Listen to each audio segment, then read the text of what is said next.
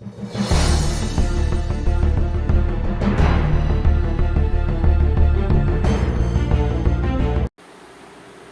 الله الرحمن الرحيم. هنكمل كلامنا دلوقتي على السنترال جراند ستريم. احنا بنشرح على الموديل يو سي ام 62 اكس اكس، والمثال احنا بنشرحه بالذات على 6202. هي نفس الفكره، افهم الفكره هتلاقي الدنيا شغاله معاك مفيش مشكله. احنا في الفيديو الاولاني شرحنا اعدادات الشبكه، ازاي اعمل كونفيجريشن النتورك بتاعتي، ادي اي بيهات، اعمل كونفيجريشن بتاعتي للديفايس بصفه عامه. وبعدين دخلنا ازاي نعمل اكستنشن ارقام الداخليه بتاعتنا، ازاي نعمل السيتنج بتاعتها. بعدين اتكلمنا على الترانك، ازاي اظبط ترانك بحيث يستقبل المكالمات بتاعتي او يبعت المكالمات عن طريقه. وكنا بنشرح على برضه ترانك جراند ستريم. بعدين اتكلمنا على الانباوند روت بتاعتي، الرولز بتاعت استقبال المكالمات، عامله ازاي من انو ترانك وتروح فين. وبعدين اتكلمنا على اوت باوند روت، ازاي المكالمات بتاعتي تطلع للعالم الخارجي. وبعدين اتكلمنا على الاي في ار، الرساله المسجله اللي تطلع للشخص والاختيارات اللي تطلع له، يضغط على رقم كذا يروح الحته الفلانيه. في الفيديو التاني احنا هنتكلم فيه دلوقتي، هنبدا نتكلم على كل فيتشر بتاعته.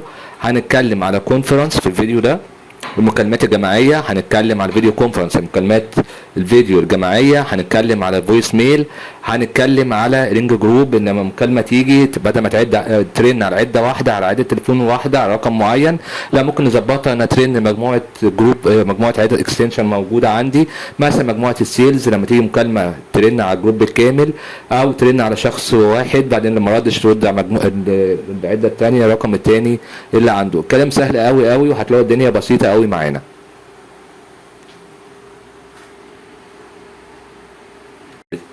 هنخش دلوقتي على الجراند ستريم بتاعنا. في الفيديو ده هنتكلم عن كل فيتشر زي ما احنا شايفين، فيها الكونفرنس، المكالمات الجماعيه، الفيديو كونفرنس، الاي في ار، فيها مجموعه تولز كتيره. تمام، هنبدا كده واحده واحده فيها، هتلاقي الموضوع سهل جدا جدا جدا، ما فيهاش اي صعوبه، الشغل عادي. افهم الفكره وطبقها على اي جراند ستريم عندك. دخلنا يا جماعه الكونفرنس، المكالمات الجماعيه، الطبيعي هقول له هضيف ميتنج جديده. تمام، قال لك الاكستنشن بتاعها ايه، طبعا زي ما احنا متفقين كل حاجه لها الاكستنشن بتاعها. قال لي الباسورد عشان الناس لما تيجي تعمل جوين ليها الباسورد ايه، هنكتب الباسورد اللي انا عايزها.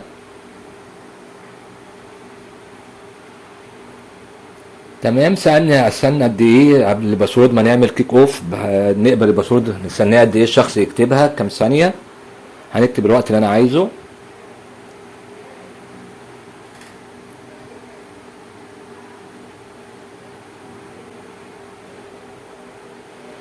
ثاني بعد كده على يعني هنا انا واقف عند الهوست. مين الهوست؟ الشخص صاحب الميتنج، مين الباسورد بتاعته ايه، كتبنا الباسورد بتاعته.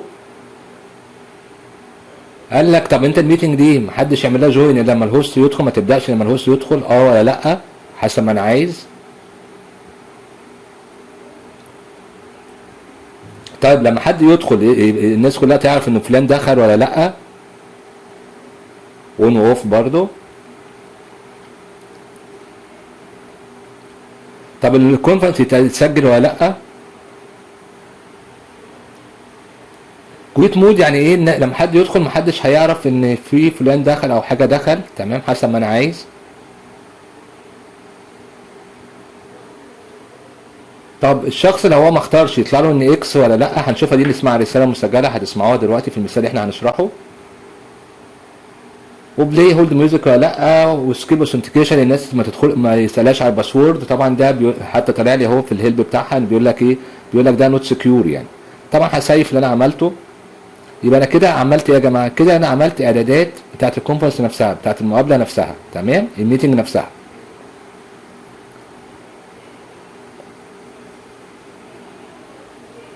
طب هي الميتنج دي امتى، السكادر بتاعها امتى؟ اهي انا كده اهو بحدد السكادر بتاعها. طب انا هسميها ايه مثلا، هسميها سيلز.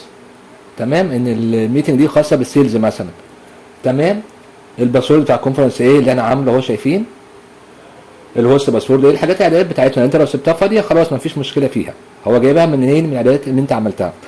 اهم حاجه بس اخش هنا برضه احط له الديت بتاعها. طب هي مره واحده ولا يوميا ولا ايه، حسب، ولا ويكلي. تمام، زي ما انت عايز. يعني مثلا هاجي هنا اختار التاريخ اللي انا عايزه. طبعا ما ينفعش تاريخ سابق يا جماعه. بص انا هختار تاريخ قديم، طبعا هيقول لي لا ما ينفعش يعني، عشان كده لازم اختار تاريخ بعد النهارده او النهارده بعد الوقت بتاعي.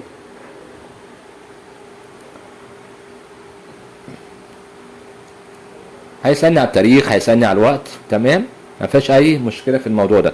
ومع كده يا جماعه حتى لو انت الميتنج ده عايزه تبداها في وقت غير اللي انت محدده، فانت بتعمل ايه يا جماعه؟ كل اللي بيحصل ان الشخص بيتصل على ايه، على الرقم اللي هو 6300 اللي احنا عملناه ده، ويبدا يدخل الارقام بتاعته.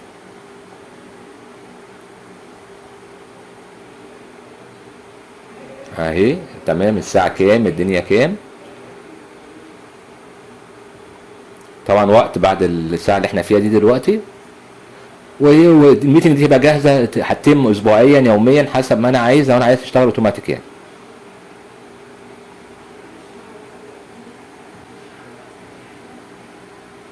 طبعا اللي انا حددته مده الميتنج قد ايه، المسموح بيها قد ايه، ساعه، ساعتين، 10 دقايق، ربع ساعه، حسب ما انا ايه، حسب ما انا متخيل او انا عامل اعدادات للميتنج بتاعتي هتبقى عامله ازاي. طب لو ما لو الشخص دخل ما دخلش باسورد معين، او الدنيا بتاعته ايه اللي هيحصل، او القعده ما عادتش، دي اللي هي كانت اكستنشن اللي ايه هيتحول لها. بس انا كده خلصتها ايه، وعملت ابلاي للتشينج، كده الميتنج بتاعتي جاهزه للشغل. نجرب كده بقى دلوقتي. انا هخش اشغل الميتنج دي، انا هتصل عليها واشوف الرساله هتطلع عامله ازاي. لديك كلمة السر للمكالمة الجماعية، يرجى إدخالها الآن. على خلاف ذلك يرجى الضغط على رمز الشباك أو البقاء على الخط.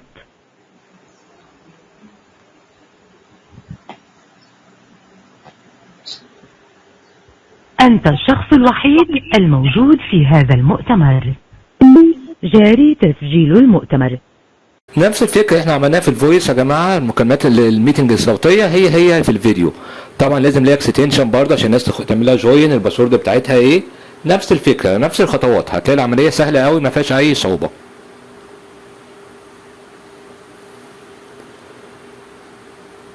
الاعدادات بتاعتها، الدنيا بتاعتها ما فيهاش اي مشكله خالص. ميتنج صوتي فيديو، الفرق بينها وبين الكونفرنس الناس دي ايه، بالفيديو بس مش اكتر من كده. نفس الفكره هتسميها ايه الفيديو كونفرنس ده الخاص بايه، تبدا امتى، الساعه كام، من كام لكام، حسب ما انت عايز تعمل السيتنج بتاعتها بتحضرها.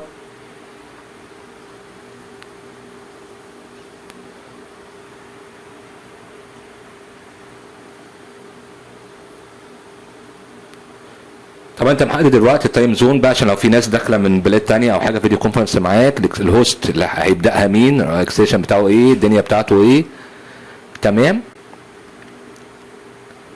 بردك الكيك اوف تايم بتاعه والمده بتاعتها، الاكستنشن بتاعتها ايه، وريبيت ولا لا. بس طبعا يا جماعه دي عشان فيديو كونفرنس، فهو متوقع ان انت هيخش معاك ناس من بره المكان، فبيقول لك ان انت محتاج تعمل كونفيجريشن للجراند ستريم بتاعك ان هو الناس تخش عليه من بره، لو انت ايه هتشتغل كده.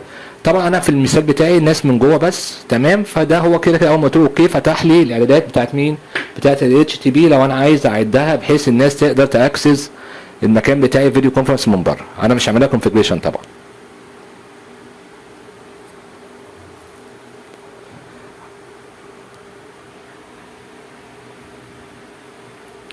هادي يا جماعه الاعدادات بتاعتها والدنيا بتاعتها ما فيهاش اي ايه مشكله عندنا.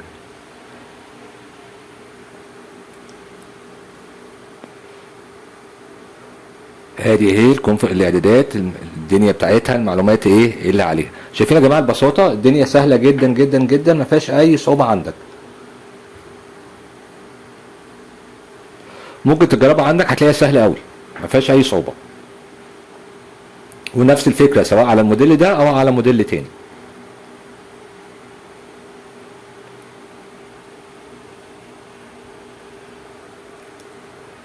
احنا قبل كده اتكلمنا على اي في ار يا جماعه اهو، تمام، فاكرينه في الفيديو الاولاني وكريتناه، والناس اللي مش فاكراه ممكن ترجع له في اي وقت.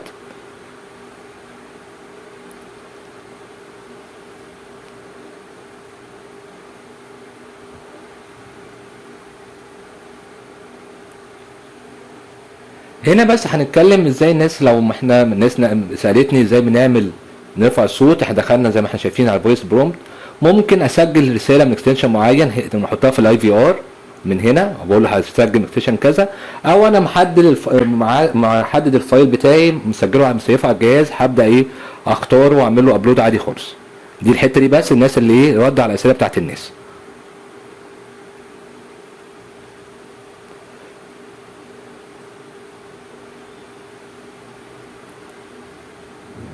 تمام. وبيقول لك الفورمات انت تختارها ايه، والدنيا ايه، الدنيا سهله قوي معاك ما فيهاش اي مشكله.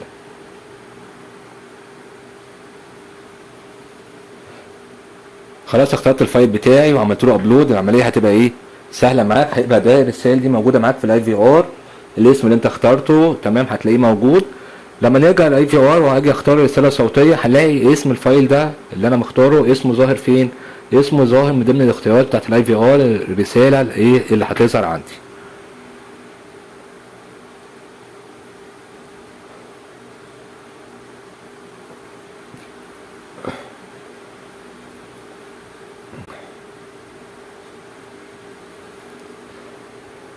طبعا انا هنا مش محتاج ارفع فايلات، انا بوريكم بس الطريقه مش اكتر من كده.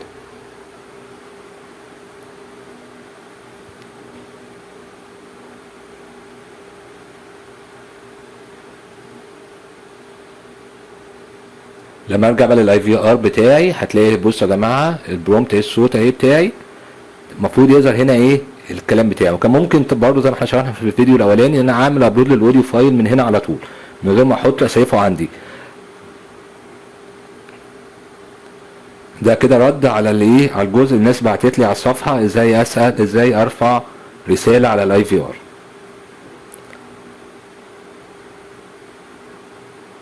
نخش دلوقتي على الفويس ميل، الرساله الصوتيه اللي هتظهر للشخص على البريد الالكتروني.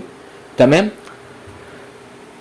هنا الماكس تايم اقصى وقت الرساله قد ايه، الدايل فور اوبريتور لو الشخص اللي بيسمع الرساله ضغط زيرو يوديه على الاوبريتور ولا لا، لو عندي اوبريتور وبحدد طبعا مين هو الاوبريتور، كام رساله، تمام، اقل وقت للرساله قد ايه.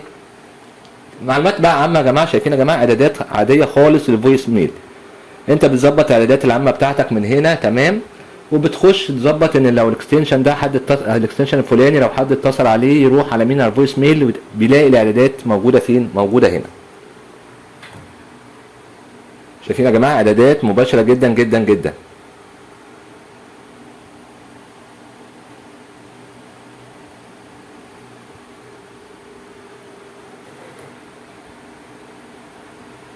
طبعا allow user review اللي فوق دي يا جماعه، دي لو الشخص اللي هو بيسيب رساله يقدر يسمعها تاني ولا لا، يراجعها قبل ما يقول له راجعها ولا لا حسب ما احنا عايزين، عايز تعدل فيها. بقول له ابلاي مش اكتر من كده يا جماعه. الاعدادات بتاعتي بتتسيف بمنتهى السهوله. ادي الاعدادات بتاعتي ايه اللي انا عملتها. الحته المهمه بقى اللي هي رينج جروب يا جماعه. ساعات احنا بنحتاج ايه ان اكستنشن معين ده اللي بيجي عليه الكول تمام، وبنعمل ان هو يحول لو ما رضش يتحول على حته فنيه. ساعات بنحتاج حاجه تانية، ساعات بنحتاج ان لما المكالمه تيجي ما ترنش على عده معينه، ترن على مجموعه عدد. يعني مثلا لما تيجي مكالمه خاصه بالسيلز ترن لمكالمات السيلز اللي جايه للكاستمر سيرفيس، ترن للكاستمر سيرفيس. هنا انا بعملها هنا بقول له ان الاكستنشن الجروب اكستنشن بتاعتها الناس الفلانيه، طب يرنوا في نفس الوقت ولا واحد تمام، طب الترتيب ايه تمام، ان اول رقم انا حاطه اللي ما ردش اللي يرد على التاني ولا يرنوا مع بعض في نفس الوقت تمام. طب رساله معينه تظهر للجروب دي لما حد يتصل عليها تمام. طب الوقت قبل ما يتم التحويل قبل ما او ياخد الاكشن لو محدش رد ايه اللي يحصل، المكالمات تتسجل ايه تمام. حسب ما انا عايز الجروب بتاعتي ببدا اظبطها من هنا. شايفين يا جماعه. طب لو حصل لو الجروب دي كلها ما ردتش ايه الاكشن اللي اتاخد، بظبط الايه الدنيا بتاعتي. واهم حاجه يا جماعه طبعا انتوا فاهمين ان الجروب اي حاجه انا بعملها بتاخد ايه يا جماعه، بتاخد اكستنشن فوق تمام. هتلاقي اهي باخد كام 6400 وده ايه الديفولت بتاعها. وشكرا.